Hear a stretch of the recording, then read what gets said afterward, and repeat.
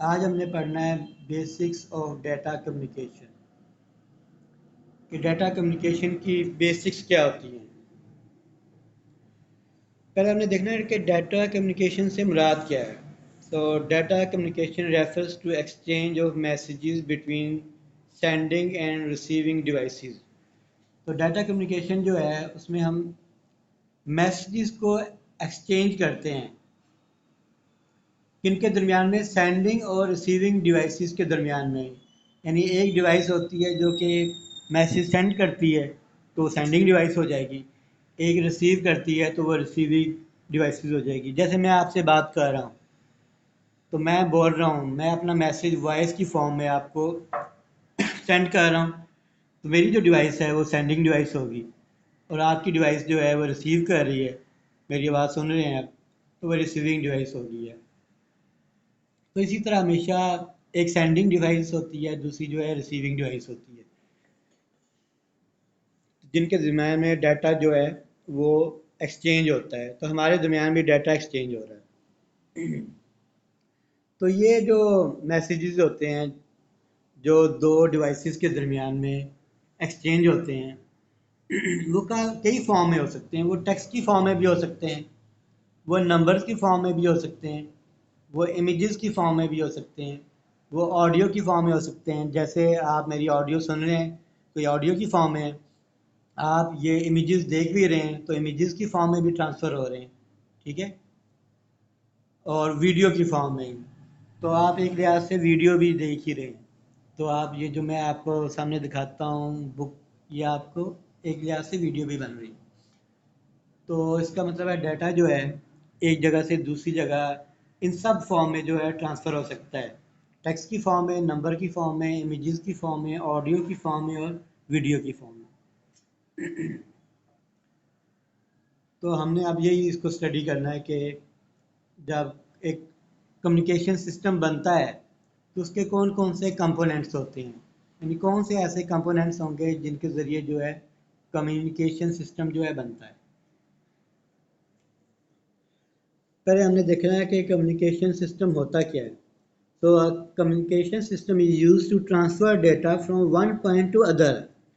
तो communication system जो होता है वो किस लिए इस्तेमाल होता है, वो डेटा को एक पॉइंट से दूसरे पॉइंट तक ट्रांसफ़र करने के लिए इस्तेमाल होता है। जैसे मैं जो हूँ एक पॉइंट पे हूँ, मेरी डिवाइस, और आपके पास जो डिवाइस है वो दूसरा पॉइंट है। तो ये जो कम्युनिकेशन सिस्टम है ये डाटा को मुझसे आप तक ट्रांसफ़र कर रहा है, या आप जो हैं आप भी बोल सकते हैं, तो आपसे मुझ तक भी डाटा जो है ये पहुंच सकता है। तो इस तरह ये एक जगह से दूसरी जगह जो है वो ट्रांसफ़र हो रहा होता है। तो डाटा जो ट्रांसफ़र होता है उसके कई स्टेप्स होते हैं जिनको फॉलो करते हुए वो एक पॉइंट से दूसरे पॉइंट तक जो है पहुंच जाता है। ऐसा नहीं है कि मैं डाटा सेंड कर दूं तो आप तक ऐसे ही पहुंच के बगैर किसी सिस्टम के। तो काफ़ी उसमें स्टेप्स इन्वॉल्व होते हैं, कोई सिस्टम इन्वॉल्व होता है जिसके ज़रिए डाटा जो है एक जगह से दूसरी जगह जो है वो पहुँचता है। और वो ख़ास सीक्वेंस से जो है वो स्टेप्स जो है वो इम्प्लीमेंट होते हैं। तो जो स्टेप्स इम्प्लीमेंट होते हैं उनका एक ख़ास जो है सीक्वेंस होता है, ख़ास तरतीब होती है, उसी तरतीब से वो सारे स्टेप्स जो हैं वो प्रोसेसिंग में होते हैं तो ही डाटा एक जगह से दूसरी जगह जो है ट्रांसफ़र होता है। फॉर एग्ज़ाम्पल अगर आपने कोई पिक्चर को सेंड करना है अपने कंप्यूटर से या सेल फ़ोन से किसी को भी, जैसे मैं आपको कोई चीज़ जो है सेंड कर दूँ, तो आपको एक कम्युनिकेशन सिस्टम की ज़रूरत होगी जिसके ज़रिए ये पिक्चर जो है एक जगह से दूसरी जगह जो है वो ट्रांसफ़र होगी। इसी तरह मैं कोई ऑडियो फाइल जो है आपको सेंड करता हूँ तो वो एक सिस्टम होगा जिसके ज़रिए ये फाइल जो है सेंड होगी। कोई टेक्स्ट मैसेज सेंड करता हूँ तो वो भी ज़रा एक सिस्टम के ज़रिए ही आप तक पहुँचेगी। तो कौन कौन से उसके कंपोनेंट्स हो सकते हैं, जो सिस्टम होगा उसके कुछ पार्ट्स होंगे, कुछ कंपोनेंट्स होंगे, तो जिसकी वजह से डाटा जो है एक जगह से दूसरी जगह जो है पहुँचता है। तो पहले आ गया सेंडर। सेंडर नाम से पता लग गया, सेंड करने वाला, भेजने वाला। तो सेंडर ऐसी डिवाइस है जो कि कम्युनिकेशन प्रोसेस को शुरू करती है, ठीक है।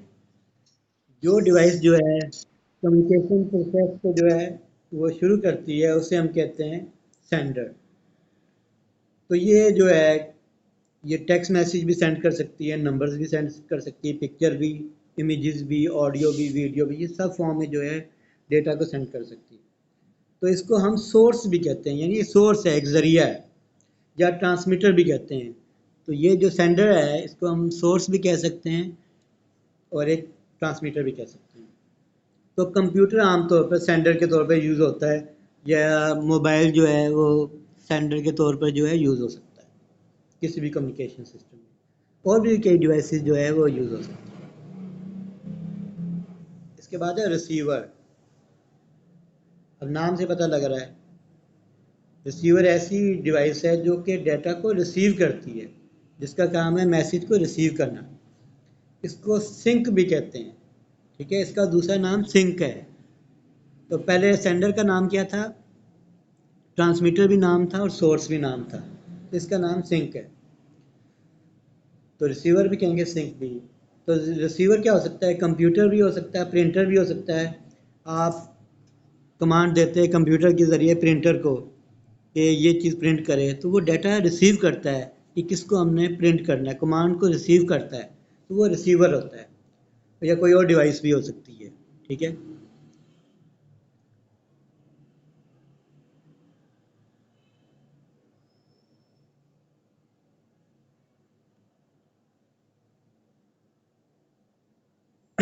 तो रिसीवर किस काबिल होना चाहिए, रिसीवर जो है वो मैसेजेस को रिसीव करने के काबिल होना चाहिए, तो यानी कि वो रिसीव करने के कैपेबल होना चाहिए।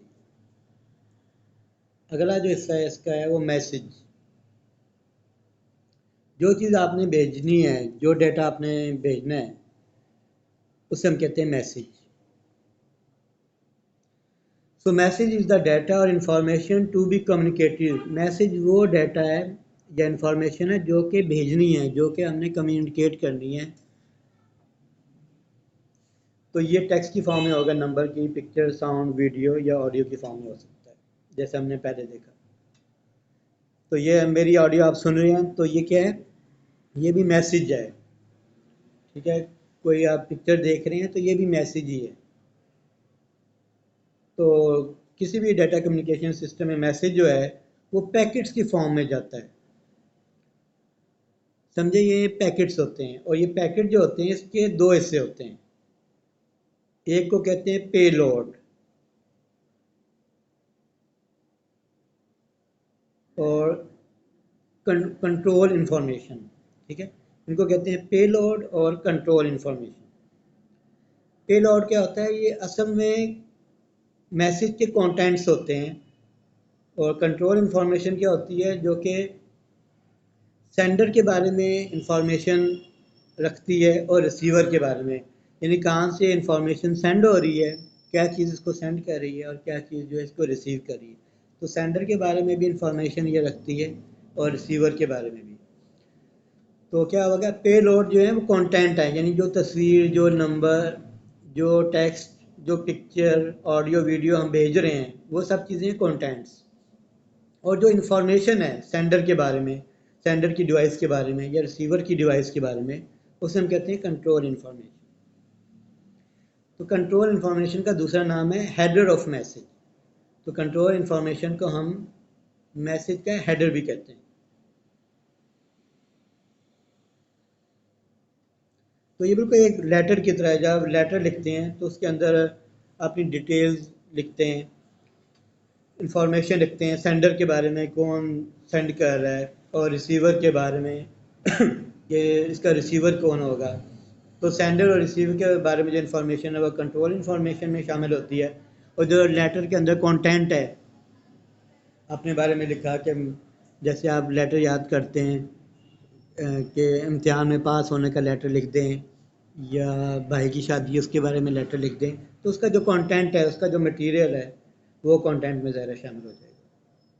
और जो ऊपर नीचे इन्फॉर्मेशन लिखते हैं सेंडर और रिसीवर के बारे में, वो कंट्रोल इन्फॉर्मेशन में शामिल होती है। इसका मतलब है लेटर जो है वो पेलोड हो गया, और इसमें जो है कंट्रोल इन्फॉर्मेशन जो है वो ज़रूरी है उसको डिस्पैच करने के लिए और रिप्लाई लेने के लिए। यानी आप जब लेटर किसी को भेजते हैं तो उसमें एड्रेस लिखते हैं, तो एड्रेस जो है रिसीवर का लिखते हैं, तो वो चीज़ होगी कंट्रोल इन्फॉर्मेशन।